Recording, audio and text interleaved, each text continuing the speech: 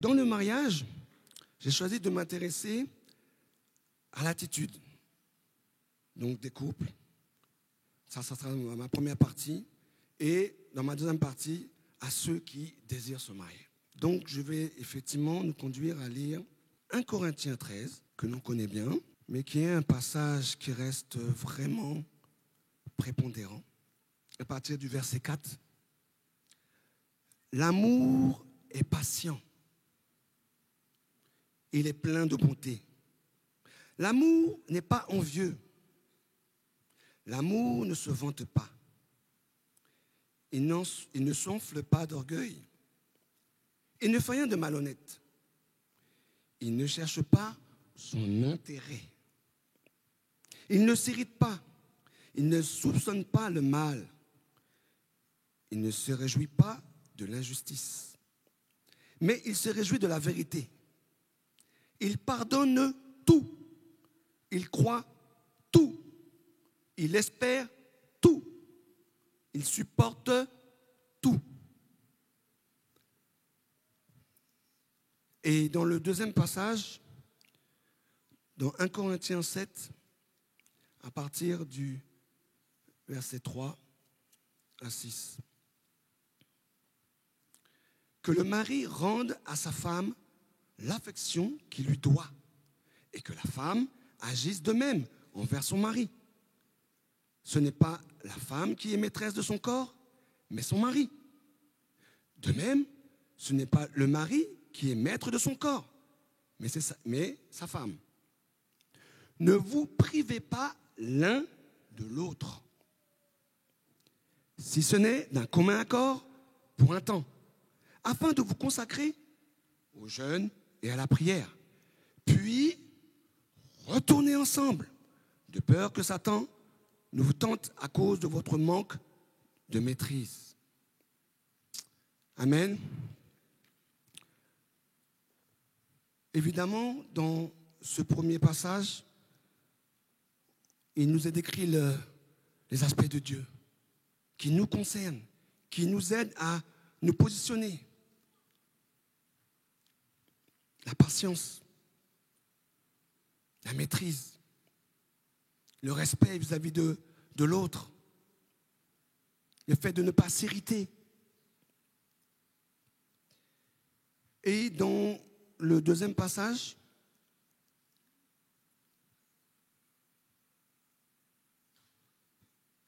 le corps de la femme ne lui appartient pas, mais il appartient au mari.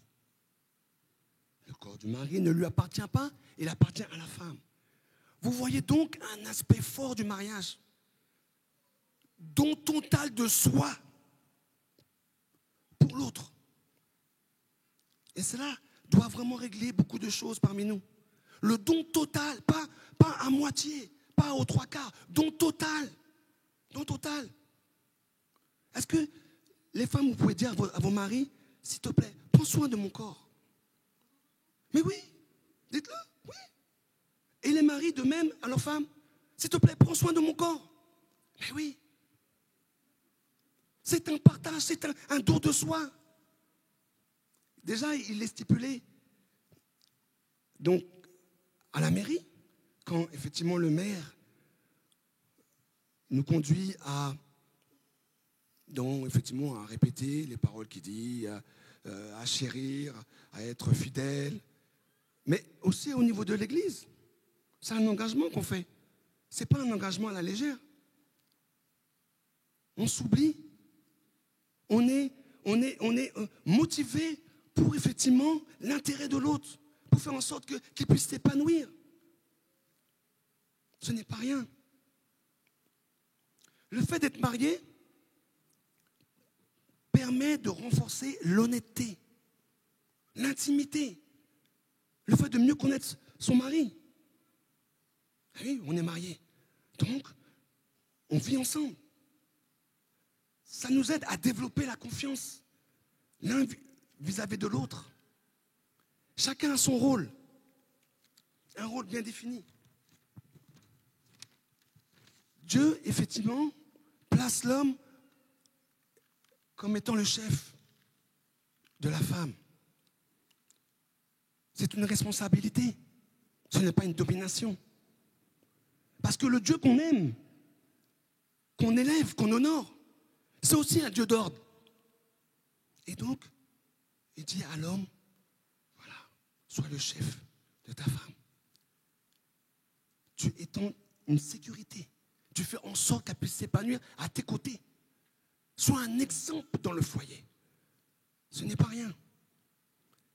Et il dit aussi, donc à la femme, d'être l'aide de l'homme.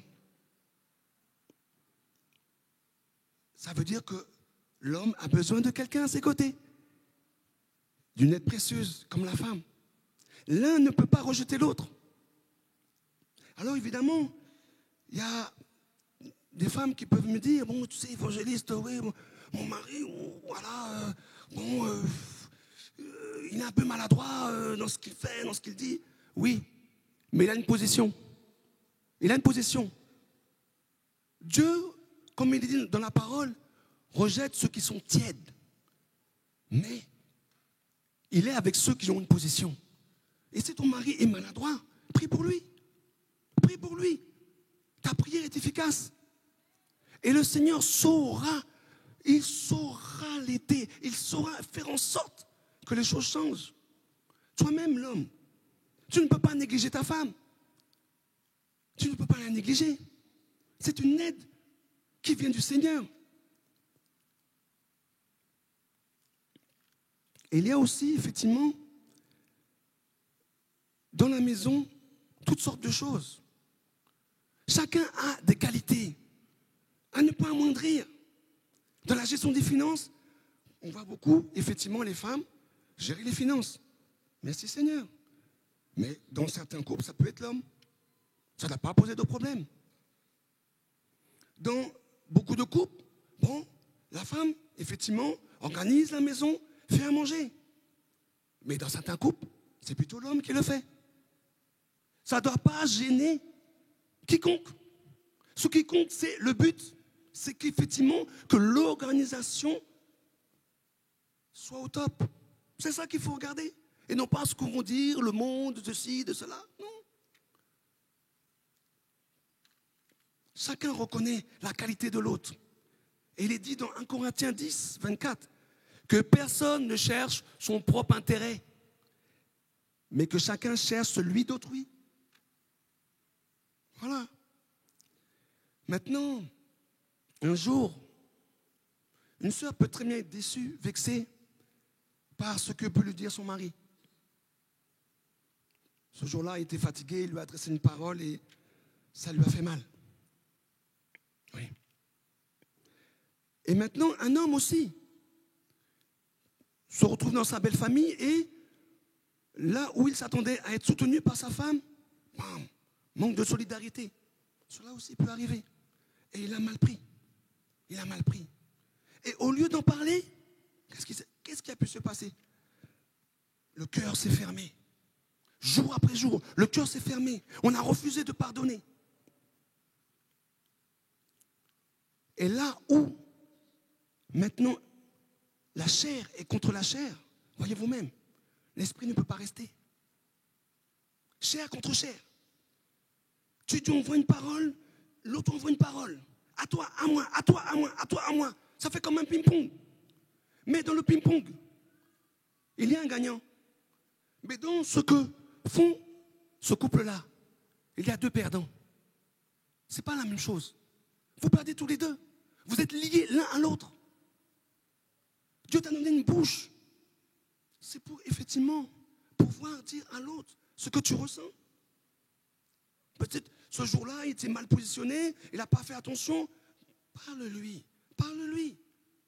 Pour effectivement revenir dans une meilleure position. Et c'est pareil pour la femme. Oui. Des choses effectivement de base. Parce que sinon, regardez vous-même au niveau du lit conjugal. Les causes qui peuvent effectivement se développer. La femme attend l'homme au tournant. Tu m'as fait ça. Attends-toi. Ah oui. Et au moment, effectivement, où l'homme se rapproche de la femme, ping, cadenas. Ah oui. cadenas, c'est fermé. C'est fermé. Ah mais oui. Et c'est pareil pour l'homme. Au moment où la femme va pouvoir effectivement faire la même chose, l'homme lui donne son dos. Boum. Non, ça n'est pas normal. Ça n'est pas normal. Parce que qu'est-ce qui se passe au niveau de ça? Ça génère de la frustration. Et la frustration amène quoi? Amène la tentation. La tentation d'aller voir ailleurs. Ça n'est pas normal. Ton corps ne t'appartient plus. C'est à ton mari. Ton corps, frère, ne t'appartient plus. C'est à ta femme. Et comme je l'avais lu tout à l'heure, ne vous privez pas l'un de l'autre, si ce n'est d'un commun accord. Il faut que vous soyez en accord. Ah ben oui, s'il faut parler 1 heure, 2 heures, parlez 1 heure, 2 heures, mais soyez en accord. Ah oui. Et là, le Saint-Esprit va rester. Voilà. Il va dire, bon, mais voilà, ils sont en train de parler. Enfin. Ah oui. Ah oui, mais parfois, eh oui, parfois c'est comme ça. Non, non. C'est pas ce à quoi Dieu nous appelle. J'ai attendu le mariage, 1 an, 2 ans, 3 ans, 4 ans. Et puis regarde, une fois tu es marié, regarde, et hop, tu tournes le dos là. Non, non, bien-aimé, non. Il faut parler. Il faut parler. Le 1er avril, ça n'a pas été un jour de blague pour moi. Je me lève et j'ai senti que j'avais l'œil trouble, j'ai senti qu'il y avait quelque chose qui n'allait pas. Alors j'ai attendu 2 jours, et puis j'ai dit à ma femme, voilà, il y a quelque chose qui ne va pas là. Je vais aller consulter le lendemain parce que bon, voilà. Et en regardant les symptômes, j'ai pu voir que c'était des symptômes, en fait, qui précédaient l'AVC. Et ma femme m'a dit, mais pourquoi attendre en fait demain? J'ai une amie qui a eu effectivement un de ses parents qui a eu ça. Il ne faut pas traîner. J'ai considéré ce qu'a dit ma femme. C'est mon aide. Donc j'ai dit, bon, ben on doit aller. Et donc on est allé aux urgences. Ils m'ont gardé toute la nuit. Et moi, j'étais mal parce que je savais qu'on avait fait une demi-heure en voiture. Et je savais que ma femme était fatiguée. Donc, vraiment, j'ai dit au Seigneur, non, je te la remets entre tes mains. J'avais peur, effectivement, qu'elle ait du mal à rentrer à la maison seule. Eh oui. Et le lendemain, il s'est passé quoi? Elle s'est enquise de ma santé. Elle m'a envoyé des SMS. Alors, tu es passé? Alors, tu as fait l'IRM? Tu as fait quelque chose? Ça m'a fait du bien. Ça m'a fait du bien. Mais oui, c'est mon aide. Mon aide, c'est ton aide. Elle est là pour t'aider. Merci Seigneur. Eh oui. Tu la prends avec des qualités et ses défauts. Tu en as toi-même aussi. Alors, ça n'a pas posé un problème. Et de même que la femme a aussi besoin que son homme soit le chef. Mais oui. Parce que Dieu l'a dit. Et la parole nous aide. Jour après jour, elle nous aide, elle nous fortifie. Elle pense, elle blesse aussi, elle nous dérange aussi. Mais ce que Dieu a dit, ça ne se discute pas, bien-aimés. On est des enfants de Dieu. Eh oui, voilà. Ce que je voulais dire par mon témoignage, c'est que tu ne sais pas de quoi demain sera fait. Ah oui, tu ne sais pas de quoi demain sera fait. Dieu merci, je suis là parmi vous. Parce que finalement, c'était pas l'AVC. Mais il y avait des symptômes. Ce que je veux te faire comprendre, c'est que tu es là en train de te quereller avec ta femme jour après jour. Mais tu ne sais même pas si demain tu seras vivant. Bien-aimé. Alors, voilà le conseil que je te donne. Pas demain, aujourd'hui. Toi, l'homme, aujourd'hui, tu dis à ta femme, c'est bon, table rase, on reprend tout, à 0. Mais oui, et tu t'engages. Parce que le Seigneur regarde d'abord l'homme dans le couple. Ah oui, c'est une responsabilité, comme je l'ai dit. Donc, tu t'engages. Peu importe si ta femme ensuite, effectivement, parle. Tant mieux si elle le fait. Mais toi, l'homme, il t'importe de t'engager en disant, voilà, Voilà. Là où j'ai fait telle chose, pardon. Mais maintenant, on va reprendre, voilà, autre chose qui va glorifier le Seigneur. Et maintenant, au niveau, effectivement, des frères et des sœurs qui attendent le mariage. Alors évidemment, on a tous eu une vie. Et oui, à un moment donné, bon, ma sœur, tu as pu effectivement connaître un aventurier, un jour, une nuit de folie. Bon, parfois ça peut être 1 an, 2 ans, 3 ans. Et puis de cette relation est né un enfant. Et l'homme n'est pas resté. Ton cœur s'est brisé devant cette trahison. Tu as été déstabilisé. Toi, l'homme, en général, tu appelles effectivement ce que tu as vécu comme un succès. Hein? Les femmes sont tout autour de toi. Voilà. Hier une blonde, aujourd'hui une brune, demain une rousse. Elles ne sont pas restées. Elles ne sont pas restées. Ce n'était pas ta femme. Et c'est comme le sable que tu tiens dans tes mains. Tu vois que ça ne reste pas. Eh oui. Mais laisse-moi te dire au jour d'aujourd'hui, le Seigneur, les bontés du Seigneur ne sont pas périssables. Elles sont toujours là. Elles sont toujours là pour toi. Dieu n'a pas de chouchou. Mais il cherche effectivement des hommes, des femmes, désireux de recevoir ce qu'il a prévu pour eux.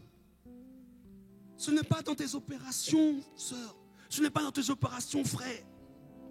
Ah, moi, effectivement, mon idéal d'homme, c'est 1m90. Oh, bien musclé, bien. Sœur, ton mari, peut-être qu'il peut faire 1m65. Il peut être comme ça. Et ça sera lui, ton homme. Oui. Oh, dans ma famille, il n'y a jamais eu de blanc. Non. Ah bon? Ah bon? Ton mari, ça peut être un Yougoslave, un Turc. Ah mais oui, on est en France. Hein. Il n'y a pas que des Français. Hein. Sinon, tu te mets dans une île, là, je ne sais pas. Attendez, c'est la même chose pour effectivement l'homme. La même chose. Ah mais moi, je veux une Beyoncé, les cheveux jusque-là, voilà, bien. La sœur, elle peut être tout courte, cheveux courts, rondelette. Mais ça sera ta femme. Ça sera elle. Ah oui. Ah oui. Beaucoup de temps perdu, frère. Beaucoup de temps perdu, frère. Tu regardes ce que tu ne dois pas regarder. Beaucoup de temps perdu. Ah oui. Le Seigneur n'a pas de chouchou. Pourquoi tu veux qu'il ne te donne pas, effectivement, ce que tu attends, ce dont tu as besoin? Ah oui. Mais là où il fallait regarder à gauche, tu as regardé à droite. Ah ben oui. Moi, en tout cas, en 2015, lorsque je me suis fait consacrer, juste avant, j'ai fait cette prière au Seigneur. J'ai dit, ah Seigneur, non, tu ne vas pas me laisser comme ça. Non. Ah non. J'ai dit, je suis ton serviteur. Tu honores toujours ton serviteur. Toujours. Ah ben oui. Et la servante de Dieu, Sandra est passée. Floup. Vous voyez comment font les douaniers? Hein? En général, ils bloquent ce qui est louche. Hein? Moi, j'ai bloqué ce qui m'importait. J'ai dit, toi, tu restes là. Ah oui. Moi, j'honore Dieu. Hein? J'honore Dieu. Je prie. Je prie le Seigneur et puis... Non. Ah non. Maintenant, je voudrais savoir. Bon, avec ce mariage est venu 2 enfants. Le Seigneur est bon, hein? 2 enfants. C'est pas facile, hein? Mais je prends. Merci Seigneur. Maintenant, j'aimerais savoir parmi nous. J'aimerais savoir. Qui veut se marier parmi nous, là? Ils sont où ceux qui veulent se marier là? Non. Mettez-vous debout. Ceux qui veulent se marier, ils sont où? Ah mais oui. On n'est pas en train de jouer. Le diable veut te mettre comme ça. Non, il faut te lever pour te montrer que oui, tu adhères au mariage. Oui, parce que le mariage est beau. Quand on prend les principes de Dieu, le mariage est beau. Waouh, super. Super. Maintenant, on va élever le niveau. On va élever le niveau. Qui veut se marier là? Ils sont où ceux qui veulent se marier cette année là? Il n'y a pas beaucoup. Mon frère, ma soeur. Moi en tout cas, laisse-moi te dire. J'ai fait mon chercher. Ça devait être en février 2016. Au mois de juin, j'étais marié. Ah oui. Donc, ce qui est possible pour moi est possible pour... Il en sera fait selon ta... À toi, c'est à toi de voir, hein. C'est à toi de voir, sœur. C'est à toi de voir, frère. Bartimée, lorsqu'il a su que Jésus passait sur son chemin, il a crié, Jésus, aie pitié de moi. Jésus, on a voulu le faire taire. Lâchez-moi. Jésus, aie pitié de moi. Jésus l'a regardé, il a dit, amenez-le-moi. Et il lui a posé la question que je te pose au jour d'aujourd'hui. Qu'est-ce que tu veux? Qu'est-ce que tu veux? C'est à toi de répondre. Ah oui, Bartimée lui a dit que je recouvre la vue. Il en a fait selon sa foi. Il a recouvert la vue. Si tu veux le mariage, il faut le prendre. On dit quoi? Le royaume de Dieu est forcé. Ce sont les violents qui prennent. Eh oui. Parce que Satan est toujours positionné pour piller, pour voler. Pour, comme je l'ai dit, dévier ton regard à gauche alors que ça passe. Eh oui. Alors, à toi de voir. Dernière chose. Pour les frères. Le Seigneur m'a fait grâce. En 2019, il m'a fait avoir une fille. Merci Seigneur. Merci Seigneur. Mais laisse-moi te dire, j'ai eu donc une fille à plus de 50 ans. À un âge où on est grand-père. Frère, non, il faut que tu écoutes bien ce que je te dis. La petite là, elle est pleine d'énergie. Oui, je sais que ça fait rire les pères. Plein d'énergie. Elle me fait courir, elle ouvre tous les meubles, elle ouvre toutes les portes. Et je suis là. Frère, reçois, frère. C'est mon exemple que tu veux suivre. Il faut que tu te lèves, frère. Il faut que tu te lèves, frère. Elle est là. Alors, oui, et la sœur, même à 20 ans, 25 ans, 30 ans, peut être mère célibataire. N'écoute pas ce que te dit le diable. Ah oui, tu n'es pas capable de pouvoir, effectivement, élever un peu. N'écoute pas le diable. Le diable est un menteur. C'est un menteur. Tu es capable. Lève-toi, frère, et prends ce qui te revient. Eh oui, c'est comme ça. Soyez bénis.